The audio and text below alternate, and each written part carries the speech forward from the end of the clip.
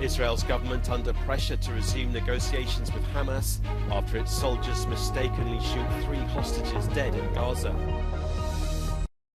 The Russian Defense Ministry has reported it shot down at least 32 Ukrainian drones over occupied Crimea.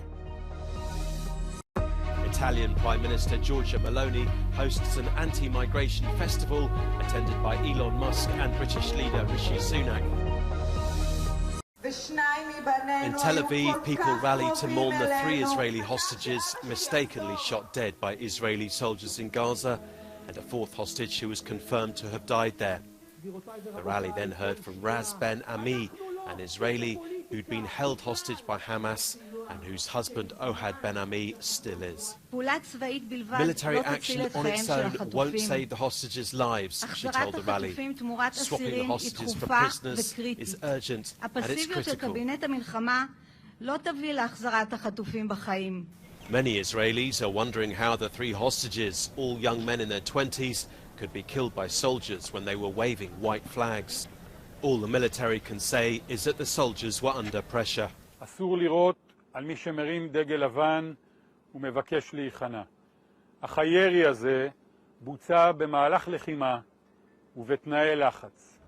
And now Benjamin Netanyahu's government is also under pressure to resume negotiations with Hamas over swapping more Palestinian prisoners, the remaining 129 hostages still being held in Gaza.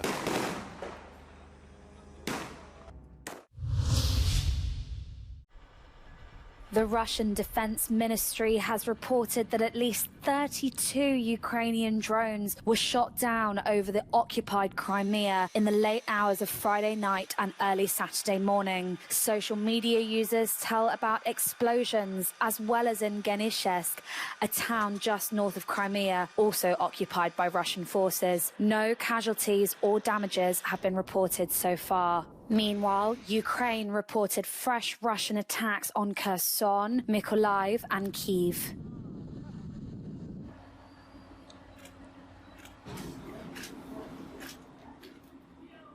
Ukrainian President Volodymyr Zelensky earlier visited Lviv in western Ukraine to pay tribute to fallen soldiers. He also took the time to meet friends and families of fallen Ukrainians.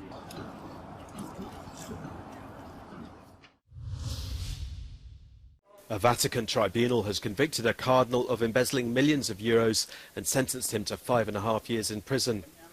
75-year-old Cardinal Angelo Becciu was once a close advisor to Pope Francis. He then became the first cardinal to ever be prosecuted by the Vatican's criminal court in a trial that lasted 2.5 years. Becciu was just one of 10 officials that were prosecuted, lifting the lid on some of the city-state's murky financial dealings. It's also raised questions about the rule of law in the Vatican and Francis's power as absolute monarch.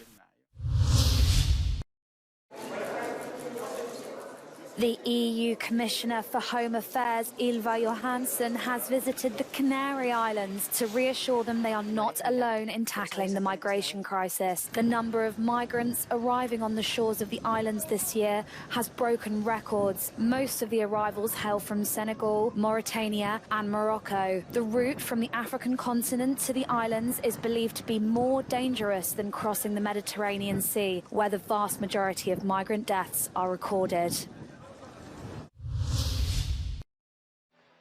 Italian Prime Minister Giorgia Meloni is hosting a right-wing festival in Rome with immigration high on her agenda.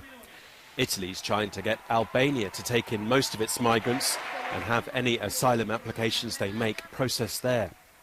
Albanian President Edi Rama has cautioned that it won't stop migration from Africa to Europe, however. Whilst Meloni wants migrants processed in Albania, the UK's Prime Minister Rishi Sunak wants them processed much further away in Rwanda. Sunak has claimed that migrants could overwhelm countries such as Italy and the UK. And the US billionaire Elon Musk also had an anti-migration message for the festival. He said immigration cannot solve the demographic problem that many major economic powers such as Italy and Japan are facing. The answer, he said, was for families to have more children. And to drive home his point, he carried one of his sons onto the stage.